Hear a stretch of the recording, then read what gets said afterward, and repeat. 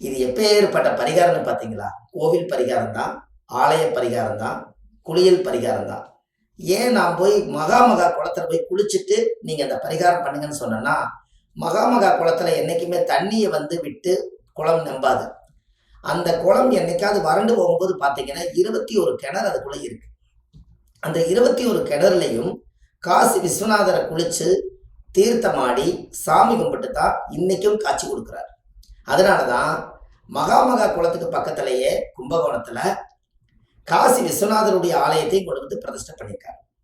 அப்ப முன்னோர்கள் அந்த காலத்துல எப்படியெல்லாம் யூகிச்சு செஞ்சிருக்காங்கன்னு பாரு.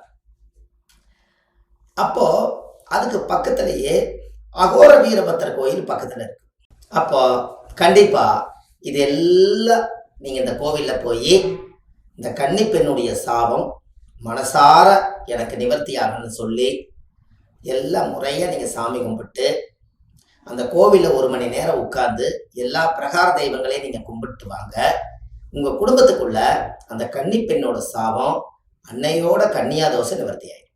அதுக்கப்புறம் தெரிஞ்சு நீங்கள் எந்த ஒரு கன்னி பெண்ணுடைய சாபத்தையும் இனிமேல் நீங்கள் வாங்கக்கூடாது. அதுக்கு ஒரு எண்ணத்தை நீங்கள் போட்டு வைக்கக்கூடாது. ஒருத்தரை ஏமாற்றி நம்ம வழிக்கு நம்ம கொண்டு வரக்கூடாது. ஏன் அப்படின்னா, இதுவரைக்கும் முன்னோர்கள் செஞ்ச பாவமும் நாம தெரியாம செய்த பாவமும் எல்லாத்துக்கும் ஒரு பரிகாரத்தை நீங்க எடுத்து போய் செய்துட்டீங்கன்னா, அதுக்கப்புறம் அது கம்ப்ளீட்டா அந்த பரிகாரத்தால எல்லாம் நிவர்த்தி ஆயிடும். அதுக்கப்புறம் மறுபடியும் அதே விஷயத்தை போய் செய்தால் அந்த கர்மாவுக்கு 7 ஜென்மம் எடுத்தாலும் அந்த கன்னி பெண்ணோட சாபம் தீராது. தெரிஞ்சு தெரியாம செய்த தவறுகளுக்கெல்லாம் முன்னோர்கள் அந்த காலத்துல இப்படி ஒரு கோவிலை கட்டி வச்சிருக்காங்க. அந்த கோவிலுக்குள்ள சப்த கன்னிமார்கள் இருக்கிறாங்க. அந்த 7 கன்னியுமே கன்னி பெண்ணுடைய சாபத்துக்கு 7 கன்னியும் போய் பார்க்கும்போது மன்னிக்கப்படுது. அதுக்கப்புறம் நீங்க அந்த பாவத்தை மனசார நீங்க செய்யவே கூடாது. அப்படி செய்யாம இருந்தீங்கன்னா உங்க ஜாதகத்துல சுக்கிரன் நல்லா வேலை செய்வாரு.